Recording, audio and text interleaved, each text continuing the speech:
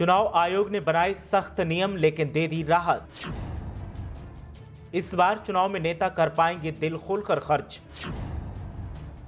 चुनावी खर्च में चुनाव आयोग ने दी है दलों को राहत। देखिए पहले क्या थी चुनावी खर्च करने की सीमा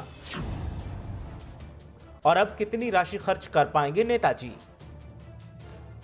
5 राज्यों के विधानसभा चुनाव का ऐलान हुआ है, लेकिन सियासी हलचल सबसे ज्यादा उत्तर प्रदेश में देखने को मिल रही है।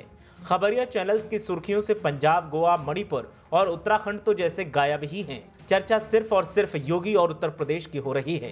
कयासों का दौर चल रहा है, आकलन का दौर चल रहा है कि अगली सरकार प्रदेश में किसकी बनने वाली है।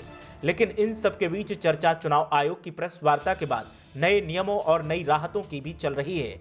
चुनाव आयोग ने जहां इस बार रैलियों पर पाबंदी लगाई है, तो वहीं चुनावी खर्च का बजट अब बढ़ा दिया है, जिसके बाद नेताओं में राहत दिखाई दे रही है।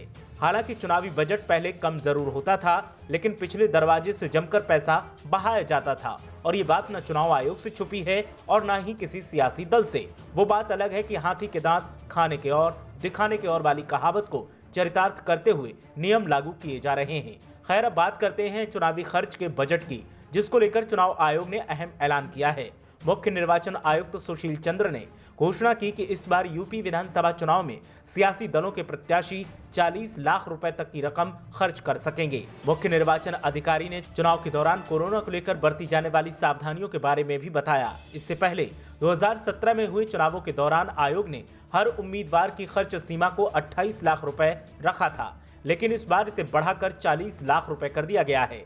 इसके साथ ही मुख्य चुनाव आयुक्त सुशील चंद्र ने कहा कि उम्मीदवारों को अपने आपराधिक केसों की जानकारी देनी जरूरी होगी। बताया जा रहा है कि कोरोना के बढ़ते संक्रमण को देखते हुए ये सीमा बढ़ाई गई है। उम्मीदवारों को नए और तकनीकी तरीकों से अपने मतदाताओं तक पहुंचना पड़ सकता है, जो कि कुछ खर्चीला हो सकता है। चुनाव आयुक्त ने बताया कि कोरोना के चलते पोलिंग बूथों की संख्या भी 16% बढ़ गई है।